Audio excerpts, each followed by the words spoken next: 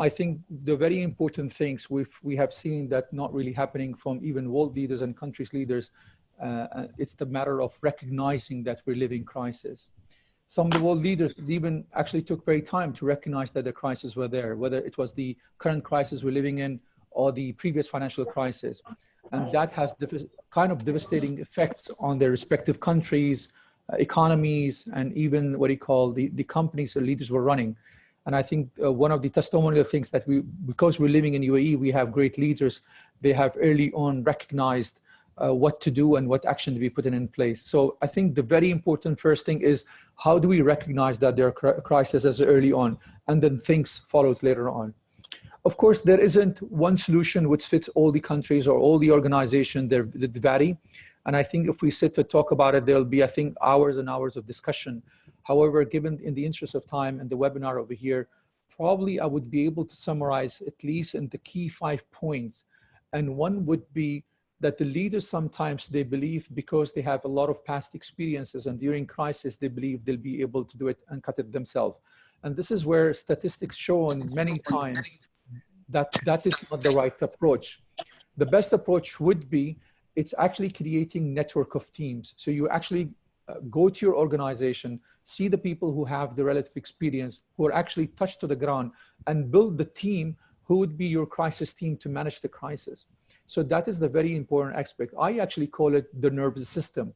It's like the body, we have the spinal cord, which this job is to communicate between the brain, and the signal brain is giving it to your limbs and vice versa.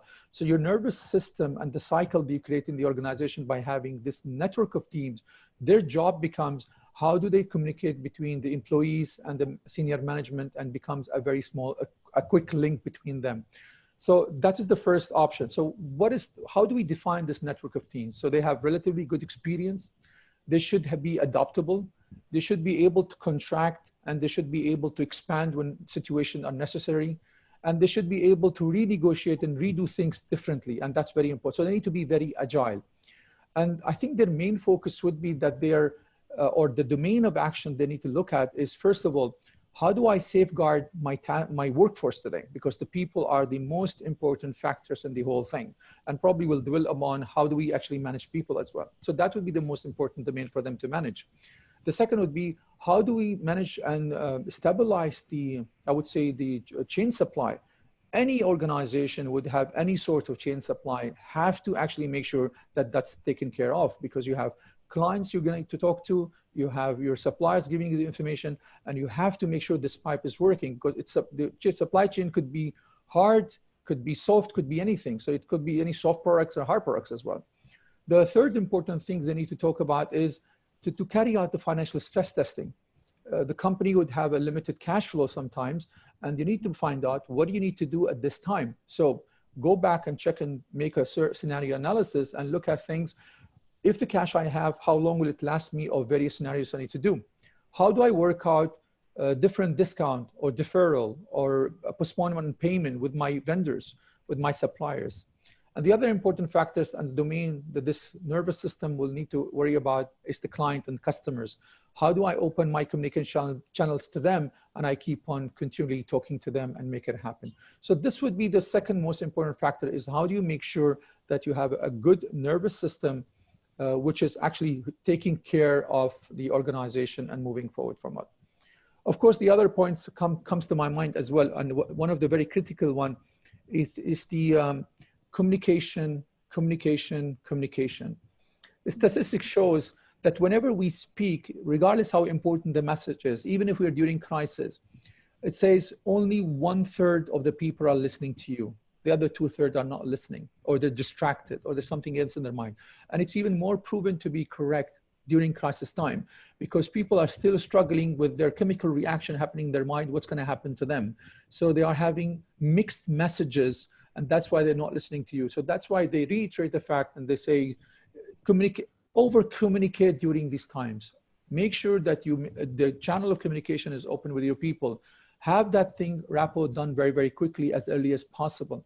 Because we've seen also world leaders, and without mentioning names of these countries, that some of the leaders of the countries actually delayed what do you call, communicated with people.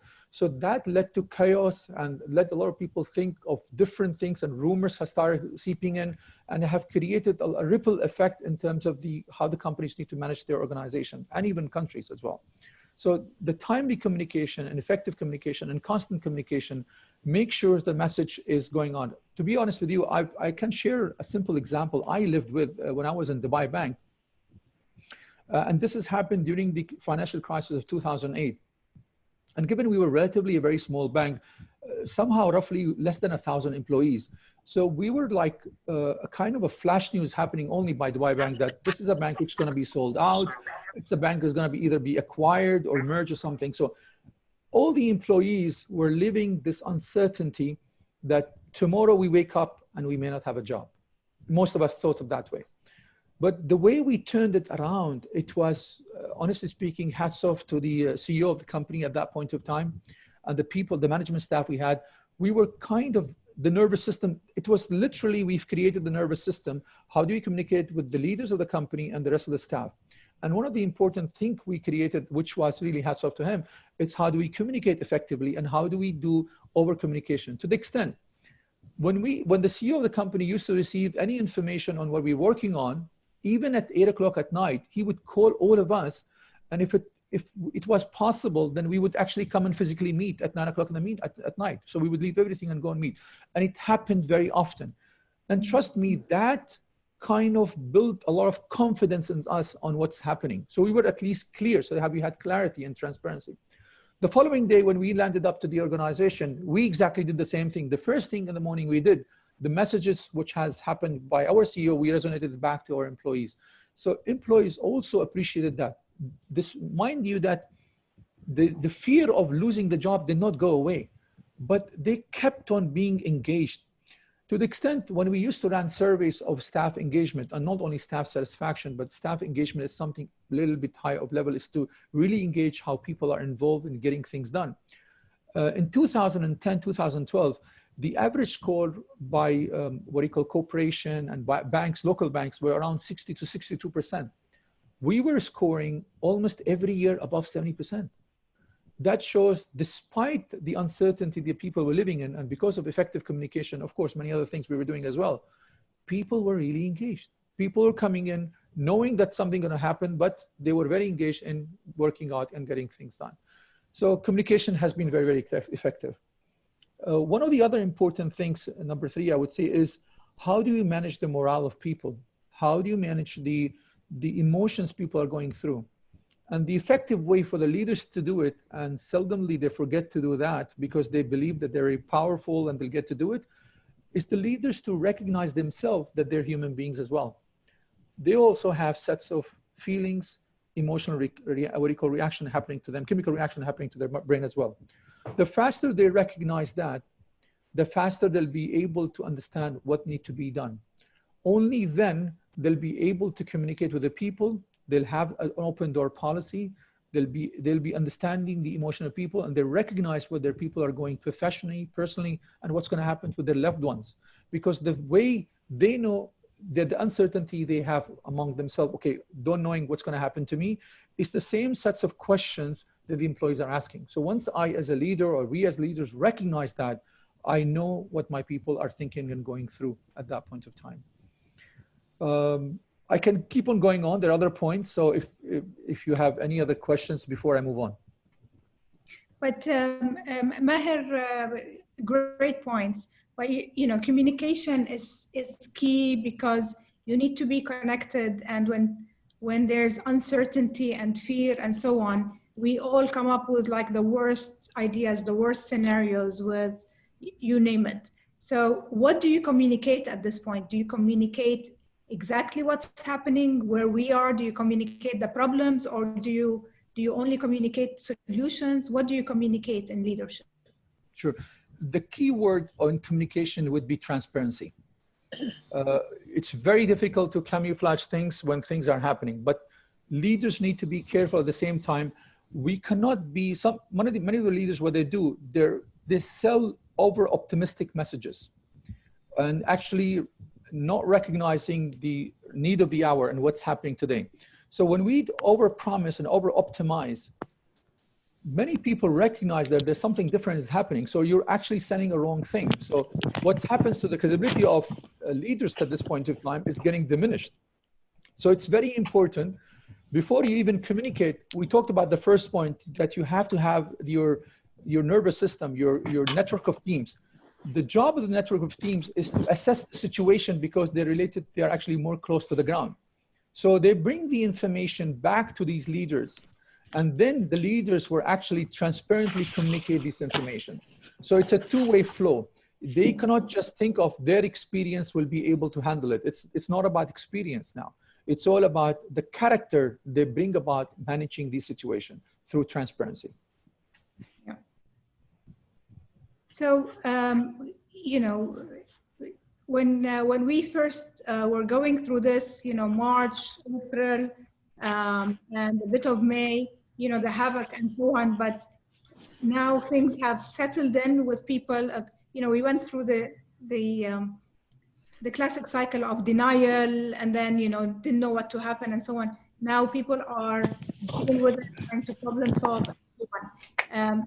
You know, what do we, you know, how are, from your experience, how are we going to be handling it? Because, you know, the anticipation about what's going to happen economically in the recession, the turn down, you know, the downturn of the economy, and you know, let's face it, a lot of people are, and a lot of businesses might not be around anymore. People are struggling with, you know, decreased revenues, or overnight their revenue has, you know, revenue stream has stopped.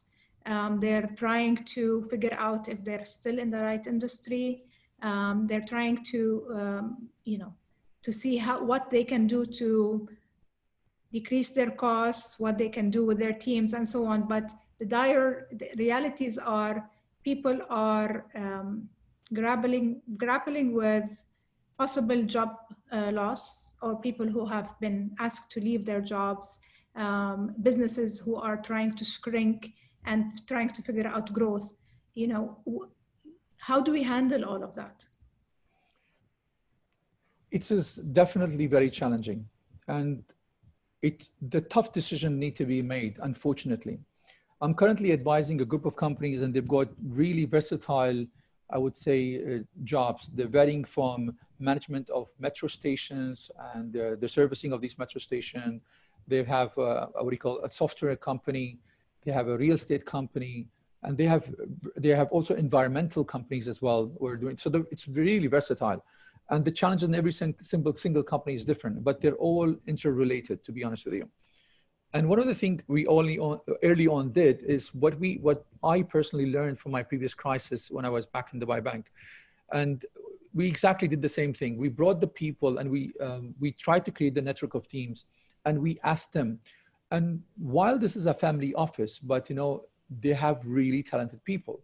So while we thought with our experience, we know what to be done, but these talented people, they actually taught us what is the right thing to be done for the company. So I'll give you an example. The very first thing we thought of as leaders of the company, including the chairman and some of the executives, they thought of actually saying it, okay, we will cut the workforce by 30%. However, and we will defer the salaries so we can stay afloat, because if we don't do that, we'll go bust, and it's going to be very difficult for us to survive because we're all related to the economy. When we post these, what we call solutions to the respective companies' leaders, they told us, hold on, give us a day, let us think about it. We'll come back to you with a solution. And they came back to you with an amazing solution. So that made the thing, so respective companies, with the exception of maybe one, but all the other 3 companies or 33 verticals were there. This says, okay, this is gonna be my new business model. This is what I'm going to do. Where I'm going to introduce a new product, which is required now, which is, for example, disinfection. Of course, I'm mentioning an example which not many companies would have the luxury to do something similar. But This is the company where it says, okay, I'm into this line of business of environmental, but I'm going to create a disinfection products. I'm going to start selling them.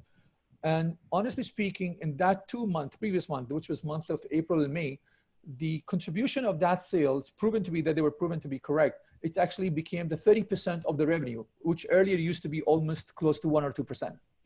So they said, look, leave it on us. We will prove to you that we'll bring in this much revenue from this kind of line of business we have. And then we will end up keeping all the staff. However, to stay afloat, we will defer part or percentage of the salary for the coming months, which everybody agreed on. Another company says, okay, we'll look into things which we've not in the past, because during the period where we all sitting home, I'm trying to avoid to use the word lockdown, because I honestly did not even hear our leaders using this word. In UAE, I'm talking about, because they were very careful in actually coining it to say disinfection period, which tells me that there was a team who were thinking about how even to communicate. So that's a hats off to them. So even within our company, we were trying to avoid the use the word lockdown. So we said, okay, during this disinfection period, we had a lot of time. The company has a lot of time. So they said, okay, what are the things I can do differently, which I used to do it manually before? So they started automating their processes. So they says, this automation lead to us, okay, how fast we can go to the clients of where we can deal with. So they kind of reduce expenses. But in that particular company, they had to make a little bit of tough decisions where this is, okay, those people who in the bottom line in terms of performances, which they were actually keeping all this along, this is, okay, we had to let them go. But then it was not really a damaging situation. But the reason I give this example is like, what I was trying to say is, every company has different way of handling it. There isn't one suit which will fit everybody all. Takes the biggest example of airline industries. Airline industries were hit the most, followed by what we call energy industry, hotel industry. Now, that means the layoff's going to happen. So how the leaders need to, I know what we call Emirates Airline, for example, did, and this is what we did to some of the people we talked about. And the answer would actually go into two groups. The group of people, you know that you're going to tell them goodbye, and the group of people who are going to stay in the company as well. When we met with everybody, and we have transparently told everybody how and what the situation of the company is. If we do not make these decisions, this is going to be the status of the company, i.e. the entire company will end up being closed. However, if you make this decision now by deferring salaries for most of your staff for a period of 2 or 3 months, and some of the people who are not performing to go, then we will stay afloat for almost 1 year period. So everybody was excited, not excitement out of joy, but I excited saying, okay, at least we'll get our jobs. We'll have that happen. So people stayed. So the people who left, it was also clear to them, and they were dealt in a very professional manner, and they understood why we're doing these things. And some of them really recognized why we were doing that. So again, communication. The people who stayed, always the fear would still monger in them. So it's very important that we constantly communicate to them, because you know what will happen? The moment we have downturns and we take a salary deferral or a cut, or people go, they know the situation isn't over, because we're still living the crisis. A lot of people talk about the second wave. God knows how it's going to happen and how big it's going to be. So the fear is there in their mind. So what we thought of actually engaging them into the company decision making, and how do we reshape the company. So because we had time, so we indulged them in making new ways of dealing with this company. So they started thinking now out of the box of making something new. So now started the more belongingness have become into the company with what they were working on. Yeah. So it's fantastic when leaders approach things the right way. The crisis becomes an opportunity to engage and to actually gain more loyalty rather than the other way around. And I think there's a myth about, it's equally hard for people who are being let go of. I think also that, the burden of letting somebody go is as equally as hard. That conversation is not an easy one. And that decision actually is a very heavy one for leaders. True, I agree. Yeah. And I think that is where leaders come into play. But again, I repeat, leaders along themselves cannot make these decisions. And it's a proven example we lived, where they need to rely on the teams they work with, so they can feed them with information. And a lot of people think that when we create these crisis management teams, they're only to look at what's happening now, and then once the responses are there, they should be dissolved and we move on. And this is where a lot of people, leaders, make mistakes, because the crisis actually evolves quite a lot. So that's why one of the 5 pillars, and one of the things we need to do, leaders need to do, is also assess the situation. Because of the team we created, the team's supposed to go back and assess the situation at different intervals. So they pause, they anticipate, they assess, and they go and act upon the information. So because the situation keeps on evolving, I mean, the current pandemic we lived in, it had different impact for different countries. So they had to actually make different decisions at different interval of times. I think UAE is an example. We had a disinfection for a period of time. Then when things have evolved, the decision was made, the disinfection period should go longer. And when they think things have been improved upon, so that means they collected more data. So they came back with different information and different action. They said, okay, now slowly we'll open up certain activities, certain amusement things for people to go and activate. Then we realized more data has been collected by the government, whom we work with quite a lot. And then they made another information saying, okay, now you can go to the malls. Now the elderly can also go to the malls. Now even the children can go to the mall. So you see, the stepwise approach tells you this is one of the decision-making pillars. You cannot make one decision and you stick to it. The decisions has to evolve as the situation evolves. For the situation to evolve, for you to know that thing, the team you have created, they have to constantly go and pick up this data and collect this data. And that data should be feeding back of what need to be done. So, and that was the most important thing to be do as well. Absolutely. Absolutely. And the timeliness of how quickly you can turn this around is critical, because you can't just sit down and just wait on it and wait until there's a lapse of time. The quicker you react, or actually not you, the quicker you act upon the data that you have is important. So Maher, I wanted to ask you about 2 things before we open it up to everyone who's on this call. I wanted us to talk about taking this from an organization or a business point of view, because we're talking about leadership and the 5 pillars, applying it on an individual basis, right? So we have, the people on this call and so on. How do we make it work for us in our lives? Can we take these 5 points and actually apply it on an individual basis? Yes and no. Yes, I would say, first of all, I think we need to reflect on it, first of all, personally. Yeah. How do we mend some of the relationships that we have? Suddenly we don't have time. Now we had a luxury of plenty of times that we can reflect back in ourselves. And what do we need to do differently? One of the things I learned is that we had very little time for our families. And I think in previous seminars and many webinars I've attended, this has been reflected quite a lot, because I think this was the most compelling thing, that some of the relationship, while being there, but it was not as strong that we thought we were. The relationship with your spouse, the relationship with your children, the relationship with your friends, and you started communicating with them actually like the webinars we are doing through phones and all these things. So I think the first important thing that we started communicating more often. Yeah. When we never had the time, we were so busy with our work and we did not communicate. And the moment you actually have some time, even if there were no crisis and you're in the office, you'll just think about it and you pause. He says, okay, let me call that friend I've never talked to for a long time, which I meant to call. So this crisis actually also taught us, okay, we need to communicate more often. And this is what happens. And we started communicating really quite a lot, which we could not do before. So yes, we can definitely apply at varying levels, all the different pillars, and how can we do things. The other point, which I did not dwell a lot about it, but it's how to stay kind of deliberately calm. So leaders are also required that when they actually speak and communicate and they make decisions, it's important they are level-headed. And they're not very excited about making an announcement, because that what you call being level-headed, it's very, very important. And how you can reflect personally as well at home. I know a lot of people could complain that you're locked down with again, I'm using the word lockdown, which I'm trying to avoid. You're actually at your home and you're seeing your family more often.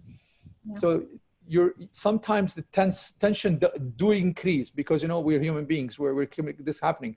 But honestly speaking, I found it because I had quite a lot of time out of my family because I've been working quite a lot. So I had very little time to see them. I created activities which I wanted to do all in the before, and I could not do them. So I started creating those activities with them. So even my decision making with them have become quite different. And not only that, I also involve them in the decision making process, saying, so this is, I want to do, what about yourself? So when you talk about the nerve system, my children became my nerve system. So they would tell me, okay, this is what we want to do. So now I'm relying on their decisions with what they want to do with what I want to do. So that was very important. And optimism, as I said earlier, was required, but I think bonded optimism during crisis are very, very important. So you actually combine optimism with realism. And like, you know, this is how you reflect back at home as well. And I'm sure there are many ways of applying that as well. Because, you know, you may have different things required to be done, but, you know, we cannot do things when we are sitting in the confinement of home. Yeah, absolutely. Absolutely. That's very insightful and useful, actually. But yeah, definitely with the social distancing, I think we became even more connected than ever before. And, you know, consulting people around us, I think, is key. And doing that more and more in business and life, I think, also is a skill that needs to be sharpened. The other area that, you know, we always talk about is with the changes that are happening, you know, and even before COVID-19, we've been talking a lot in 2019 and parts of 2018, entrepreneurship all over the world, I think, and small and medium businesses. Nobody can dispute that they are the, you know, the backbone or the spine of any economy and any growth going forward. But, you know, the conversations about being an entrepreneur and the dreams of being an entrepreneur and that conversation has been upped even now, even more than before. And I say that with caution, because whenever I have this conversation with people who want to hop on the entrepreneurship wagon, if you would like, just because we're out of a job and so on, it's not an easy thing. It's not the solution. It's not, you know, it's not the thing to do if you are not capable, if you're not prepared for what's happening next. But I think definitely building a new, you know, entrepreneurship is with us to stay. And I think it's going to be a vital sector of the economy. And I was so happy to read one of the structures, the new restructuring in the economy. One of the ministers of the economy is going to be just focusing on SMEs, which is so vital for us. But with a crisis like this, the most hard hit are the small businesses. So, you know, what's your advice to small business owners who are, you know, hard hit? Do we just pack and, you know, do they pack and leave? Do they stay in it for the long haul? Is there a light at the end of the tunnel? This is the most difficult question, Salma, to be honest with you, to answer anybody, because I agree with you. In US, the SME consists to be 86% of the US business and workforce. Yeah. And the percentage vary across the globe between 60 to 80%. In UAE, it is anything between 70 to 80%. And what you've mentioned, it was really very nice of UAE government to focus, because they understand the importance of SME sector, because it's not only a backbone, but it's really a front runner when economy comes and revive. When economies or crisis comes upon and hit, as you have mentioned rightfully, they are the first sectors to be hit. So we heard about a lot of companies closing down, but not only that, at these crises, we also heard big firms in US, you know, have been also filing for bankruptcy. A lot of companies have been there for 100 plus years. They have been filing for bankruptcies and they're just going under. So this crisis actually have been very stronger for everybody, because you'd had the entire world kind of on a freeze. What do we do next? And I think it's $1 million question, to be honest with you. It's not an easy one. It's all about what industry you are in. Unless entrepreneurs are ready to change industries and want to explore new things, it might be a bit difficult. One thing we can think of is, and we were trying to explore this with a couple of entrepreneurs who came to us for advice, and we were actually studying their business model, each one of them separately. And what we said, look, we see synergies in what you have and what you had earlier, and we see different synergies over here. So why don't you guys actually partner up rather than starting alone, and come up with something, and we can come up and model for you that you can probably start all over again with this thing, because you bring kind of a good experience and you bring good experience over here, and we can mix and match your products and make it happen. So during this crisis, as we speak, we actually secured funding for them. And because the business model was very good and people understood and appreciated that, and we gathered the funding and they started off running. So we created something like a $500,000 and they're working as we speak, so we're getting in. So ideas like that would be very important. So it's going to be a collaborative effort. Maybe, probably, perhaps alone, it will be very difficult to do. Some people will actually recoup and will understand and change the business model. So entrepreneurs who are still alive, I think this is the best chance that they do three things very quickly and very correctly. Relook at the business model, reassess the business model, see what can be done differently, what new products that they need to launch to aid a new revenue stream. How do they change the revenue stream of some of the existing product by tweaking it, by making some additional revenue from that thing? That would be number one. Number two would be, and which is extremely important, I always advocate people that you should do it regardless whether the crisis or not, but because people are so happy in making revenue sometimes, or they're so busy in firefighting, so they can't ignore. It's how do you automate and use the technology? Yeah. Use that to your best, because today we're living in 21st century, things are moving and actually evolving. So it's very important that you use the technology and automate. Try to create platform where you have a stronger reach of your products to the clients. So rather than having only B2C, you probably could have B2B depending on the business model you have. So you can evolve coming up with new ideas. So that's number two. Number three, and it's also paramount, that you have the right set of people in your team. Yeah. Perhaps maybe this is the time to reflect. If I was in a foxhole today, if I was in a dire situation, who do I need to be next to me? Who can save me out? Yeah. So that is a very key thing, that to make sure that you have right set of people, like-minded people. When I say like-minded, not necessarily thinking like me, but they have the same vision, same way of doing it, same passion of getting things done. So if we think of these three cornerstones, I think people can evolve and change along. And the ideas I mentioned of how do we collaborate among different business leaders, not necessarily I need to make it alone. Maybe it's a time that I need to collaborate with someone else and join hands with another business or a third business as well, and then I can move forward.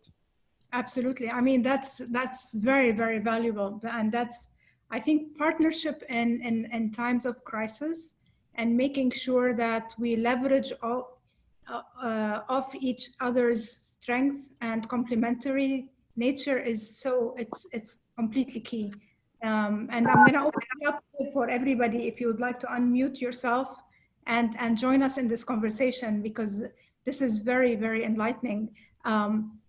Because I think right now, in times of crisis, and especially now, it's time for what I call a brave leadership. Whether you are we're all leaders in our own lives, and I think bravery at this point in time, being bold in taking decisions, being bold, and sometimes we hesitate a lot because we don't want to make that call, because we don't want to ask for help of anybody. Make it. This time is, we don't have the luxury not to have these bold decisions. We want to hold on to our business. We don't want to give in and partner up with other people. I think it's critical to be bold at this time and to actually make these leaps of faith, because that's what will enable everybody to win. But it can't be a win-lose situation. It has to be a win-win for everybody. So very valuable. Questions from everybody. I don't know how to unmute everyone.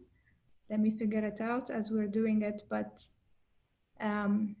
please, if you have any questions, go ahead.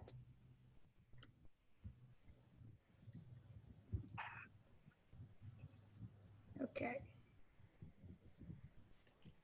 All right, I was able to mute everybody, but let's see. I'm not able to unmute everyone. So, okay, whoever wants to ask a question, please unmute yourself. Shuja is tempted, but he's still hesitant. Yeah. Hi, Maher, how are you? I'm great. How about yourself? How are you doing? Very nice. Lovely talk. Thank you for sharing. Pleasure. Thank you. One of the points you were saying earlier, which is about this iterative decision-making process, 100% agree that as we learn more information, we have to change direction. And then you mentioned communicating with the team, certainly the senior team, very, very regularly. The idea of informing the people within hours of the executive knowing is excellent. I know very few places that do that. They're so guarded about that information and so worried that they wait too long and then information slips and then people think that you're not being genuine or honest. So I think that's a really good idea. Agreed. I have always learned since early on, if you want to win your team, you need to make sure that you're very transparent to them. They should be able to see through and understand what is the message and what's the focus all about. And I think that clarity brought about belongingness and loyalty. And when they saw that thing, they were able to give in much more that you can think and ask for. And that was the paramount for me, because a lot of people believe that people is the asset. I think every leaders, when they actually make sure people are taken care of in the right manner, from being humble, I think this is what would increase the loyalty of your workforce, of your employees to the organization. And once that happened, it becomes so cemented that, your DNA, all of you become at one DNA, and then you go as one rocket, actually launching, getting things done. The power of that is so immense and strong. I witnessed it so many times that, it's a team which is just running and marching. You cannot stop them. And you push that down to beyond the senior team, right down to all the employees. So it's cascaded down, or you tend to keep that with you and your senior, what we call senior executive team, or the top management? It has to be across everybody in the organization, because it's everybody is chipping in the organization. So what we used to do, and I also, to be honest with you, learned it through a lot of things. It's speak to every single body. And I've learned it from I think one of the leaders I learned it from, Selma and I probably remember him, Ahmed bin Break. He was our CEO in Citibank's time. Yeah. He actually would go and shake hands with everybody. Yeah. When he comes back from vacation, he would go around the bank. Okay, the bank was relatively small over there, so he could actually do a good turnaround. But it was hats off to him, being a CEO of the company. He would go every branch and shake off everybody's hands, go to every single department, and he would know them almost by names. And that was so touchy, to be honest with you. So I think that's something I picked it up from him, to be honest with you. And I think that communication has to be done across everybody. And one of the things I thought it's important to do, apart from your daily communication, daily interaction with them, the morning huddles were very important for me. So we created something called, one of the approaches Rockefeller used to follow, which is the 3 rock approaches. So we would make a morning huddle for 10 minutes at best. And we discuss 5 things over there. What are the focus of the day? What are our KPIs? Can we share some aha moments? And those aha moments could be personal, could be work related. So that created bonding. And respectively, every team, every leader in the team would do the same thing with their own team. So the entire organization is clear now. What is the focus and what's the vision of the organization? So there was transparency, and there was reiteration of the same messages. If you recall what I said, people only one third of the people only listen to you, the rest don't.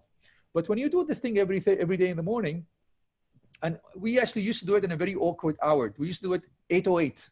So it's not at 8 o'clock sharp or 8:30. We used to do it at 8:08. And they said, psychologists says that this is something like a mind breaking, so for people to come. And we used to do it as standing thing. So it used to be in a standing coffee that we discussed this thing. So everybody would be aware. And one of the important things we did as well, apart from the morning huddles, without a fail, in my all the previous organization, I used to do a town hall every quarter. So in Dubai Bank, I did that. In my experience of Emirates NBD, I did that. Even during crisis, I made sure the town hall is very important because it was town hall by the people, for the people. It was me not coming and presenting. It is them enjoying, celebrating whatever they have done and sharing with each other. So that also created oneness between the various teams we had. So that was very important. So how can we do that? How do you translate that with a remotely? I mean, can you do this like daily huddle over Zoom? You know, sure. Very good question, Salma. Now, prior the current crisis, we did use, I would say Zoom was not really famous, but we did use some video conferencing. And we kind of said, yes, this video conferencing is there, it's very good, but we still believe in human interaction. We still believe in face-to-face seeing and recognition. But look at us today, 2 months fast forward, we're all communicating through Zooms. Look at us, how we are communicating with all the beautiful people over here, and we're able to share information. Not only us, you have leaders of countries are actually using the technology which is available today to do. So I think, yes, the short answer to your question would be yes, we should be able to do that thing because now, honestly speaking, Zoom became a second culture. When I want to call up my mother who's living in a different city, I actually Zoom her up. So if I want to talk to my niece and my cousins and all these things, we actually use Zoom. So it becomes a second nature. So same thing we applied in our work. Okay. So I think that was the wind or something. All right. So coming back, so when we went back to homes because of the disinfection period and we were not able to go to the offices, we did not do a morning huddle, but we actually did like every day, every 2 days, a catch up through Zoom. So update on businesses and all these things. So we kept the communication flow going on, and that kept everybody kind of aware of what's happening in the company. Okay, great. Very useful. Thank you. We have a hand there, I think, Haifa. Go ahead. Yeah, I'm sorry, Anna, بالwind. I went outside. I'm trying to get into a less windy area. Okay, we can you hear me if I ask the question? Yes, we can hear you. There's no wind around, yes. Okay, perfect. Sorry. So the question is, as an entrepreneur who is obviously suffering in this pandemic and after like 4 months, almost no income, I'm in the beauty industry. Would you recommend taking it slow and let it pass with the minimum expenses since we are already a technology? And then, like, as long as the time passes and this crisis will pass, then I can continue, or should we do something different now, immediately? Okay. Or it's okay to think إنه نوطي على العاصفة لا تعدي. Okay. Thank you for the question, Haifa. If I'm not mistaken, you're talking about you're in beauty industry and also technology, both two industries? Yeah, we're a beauty app. So like we provide services, at-home services. And we're still going on. We're launching men grooming. We are expanding our services, but we're not doing so well now. Like during the pandemic, home service was not allowed. They just re-allowed it around a month ago. But okay. People are still either skeptical or scared, or even, as you mentioned, a lot lost their jobs. So they're not that keen on doing their mani-pedi or hair. Like beauty is not a necessity. Okay. Haifa, to tailor-made the answer to you, I would definitely need to understand quite a lot about your organization, but to make it generally speaking, few points to note. First of all, you need to see how much cash reserve you have available today, and how can you conserve that, and then how long will it last you in terms of number of months. then you need to look at your expenses. What are the expenses you need to really cut off? And I've also learned this throughout my career. Sometimes when things are moving very well, we do allow certain expenses to happen and we're okay with it. Absolutely. But this situation makes you rethink again for every single penny, and I mean it, every single penny to be accounted for and why do you need to spend it? And can you find an alternative of having this spent differently? So if you look at Absolutely, we did that, and we're doing different revenue streams. We're doing online courses. We're trying that, but is it okay to take it easy and not to feel super bad? If you can survive until, let's say, end of 2020 and have a plan, in 2021, you will reboot, come up with new, better ideas and invest more in the business. Is this the right way, or cut the costs now and get out of this business? Sure. I don't think I would advise you to cut out of the business. Again, not knowing your fully business model and how revenue streams are worked out, but I wouldn't honestly advise that unless I know what's really happening in the company. But I can hear from you that you, first of all, are making certain strides and you have created certain new revenue streams. And if these revenue streams are actually effective and good and sustainable, even if they're small, so and keeping you afloat, then you stay there, stay the course. That's point number one. Point number two, you've also said that you have new ideas of new things to be done.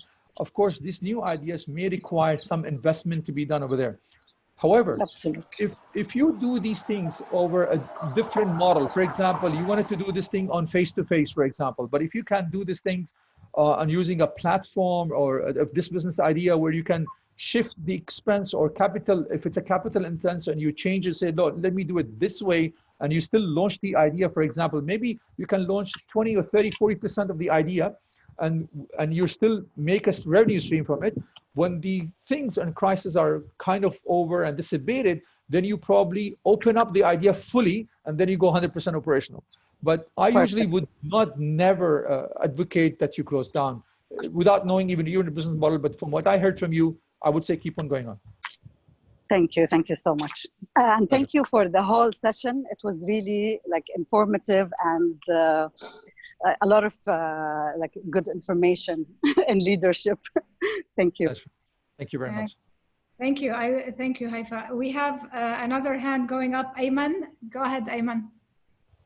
Hello all, and thanks a lot for this session. Actually, it was very beneficial. Mr. Maher, you already discussed most of the important points, but a question about how much we need flexibility in companies to be proactive with the changes as fast as the market is going, because usually you are faced with your team, you are faced with the politics and the bureaucracy that the company has in the environment usually, and this prohibits the change. So how could you keep up, let's say in a medium company and above, how could you keep an environment of entrepreneurship more than an environment of bureaucracy that is less flexible to adverse with the changes in the market? Sure. I think you mentioned a very key thing over here. If in an organization or an entrepreneur company you are in and you are facing certain challenges with the leaders of the company, then it is a very challenging situation for these companies to move forward. Because remember, we said, what is the role of leaders to make us stay afloat? If the leaders themselves are not engaging and not doing anything and actually not making it happen, it will be very challenging. But of course, what is it that as employees we need to do then in that case? So it's all about then we take, I wouldn't say taking control, but we actually approach the leadership along with the employees and come up something with kind of a positive solution or recommendation for the leaders. Probably, maybe we're viewing them differently. I always think the glass is half full. Yes, I would do not, discount what you have said, but let's think of it positively. Difficult said than done, but it's a worth trying situation where you all as an employees together, gather together out, you think it among yourself, saying it, okay, we're an organization, we know what we're doing, what is it we can do and brainstorm that we can make this company afloat. Once you have crystallized an idea and approach, but mind you need to do it very quickly because the crises are happening as we speak, then take this recommendation to the leaders of the company. Let the leaders of the company see what, as you employees working over there, can do differently. Perhaps some clicking will happen and maybe they will say, okay, this makes a lot of sense and we want to do it. And this is without knowing the situation fully of your company. Great. Thank you. Okay. Any other? Go ahead. Meher, just to your comment, I would add that I think a lot of employees think that the leadership has the answers, and leaders are happy to listen to their employees. And you were giving the example of the executive who literally shakes hands with everyone, but he finds out. But if there's a forum to create to allow that managerial layer or below to come up with ideas, I do think culturally in the UAE, say, compared to US, the lower ranking employee finds it hard to make their voice heard. But certainly with the leadership that I've dealt with in the country, they're willing to hear. They want to hear from the grassroots, basically. True. Couldn't agree more with you. You're right, absolutely right. And I think creating a forum where ideas can be heard. I witnessed of that thing in my previous organization where people have created various and different programs of letting people come up with ideas. And when ideas were implemented or could be implemented, people were recognized and that actually put a positive ripple effect on the rest of the team. So important is not having, we used to say we have an idea box. But I've seen also sometimes the idea box never opened, to be honest with you. So a lot of ideas were lined over there. So it was leaders who made sure that they want to make sure that the people are engaged in the interests of the organization. So they made sure the ideas are there. They were the committee opening the ideas and look at it. And the cycle back of feedback to every single person who gave an idea and thank you note to them and saying, look, this is the idea. We've looked at it now. We think this is applicable now and we want to implement it. So why don't you come up and let's discuss even more? And this is the ideas we think it is not suitable at this point of time because of these following reason and probably will do later on. That actually makes the company flourish. So I couldn't agree with you more. And getting an idea, a forum where people can come up with ideas is an amazing thing to do. And let's not, maybe even with Ayman, I think to your point, even if you are in a company where traditionally people were not open to new ideas, in times like this, in uncertain times where nobody has the answers, like Dr. Shuja was saying, people become more open to listening. So even if we have that impression that, traditionally people have not listened and we are in organizations that actually don't listen because they know what they how they're driving this organization forward. In times of uncertainty, like the times we're living in, when people don't have the answers and so on, they become more open to having discussions and ideas. So I would concur with both of you that you need to be proactive. Make your voice heard. Come up and be part of recreating and designing the future. We all need that. We all need to take part and be intentional about, creating this this new normal or whatever is next, or the future that we need to all be living in. So we have space for one more question because it's already 7. I don't know how it's already 7 o'clock, but this has been very, very informative and really enlightening. Any more questions or comments from any of you before we wrap up?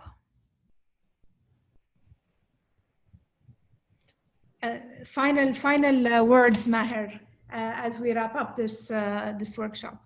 Sure. Before that, I just wanted to tell everybody that Salma was the person I remember actually giving me one of the awards, Eureka Award, we used to call it in Citibank, if you remember. So you were in charge of that. So she was the person behind actually encouraging people come up with ideas, looking at the ideas, and actually then saying, okay, this idea can be implemented, we'll implement it, and reward people accordingly. So she's an advocate and actual practitioner of that. So Selma is the person. Open the box. I always open the box. I think. I definitely don't think anybody, no matter how seasoned they are and so on, can have all the answers at any point in time. And I think, always, encouraging people to speak up and having that environment where people are free to basically advocate and come up and innovate and become involved in innovation and coming up with ideas is so important. That is true. Yeah, I think, again, to reiterate some of the messages we talked about and resonate them again, we need to be very agile at this point of times. We need to be recognizing what we're going through. We need to make sure, as the leaders need to make sure that they cannot survive alone. They have to have a strong nervous system.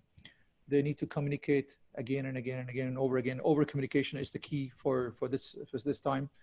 And I think once this crisis are over, people need to also recognize the communication does not stop, because now the messaging will be different, because then you'll be in a recovery mode, and then they need to realize, okay, what need to be do next, because your nervous system team, which you have created, they have to assume a different role. They're probably going to go back to their BAUs. So you have to then redo the things again and come up with different things to make sure the company is in the recovery path. So the journey continues, never ends over here once it's behind us. And that will be another episode probably we can talk about. Absolutely. Absolutely. Maher, many thanks for a wonderful webinar full of tools, for sharing your experience of what works and what doesn't work. I think we're all leaving this discussion and conversation tonight with lots to think about and ways forward. So on behalf of everybody who's attended, thank you so much for your time today, for lending your experience and knowledge and expertise. And we will continue, inshallah, putting on these webinars to help everybody, get access to information and advice, and bring people, reputed leaders like yourself, on board to lend their experience and to share the tools that are needed to take us through this crisis and to see us through. So many thanks to everybody who attended today, and thanks for your engagement and questions. Thank you very much. Thank you. Thanks everyone. Thank you. See you soon.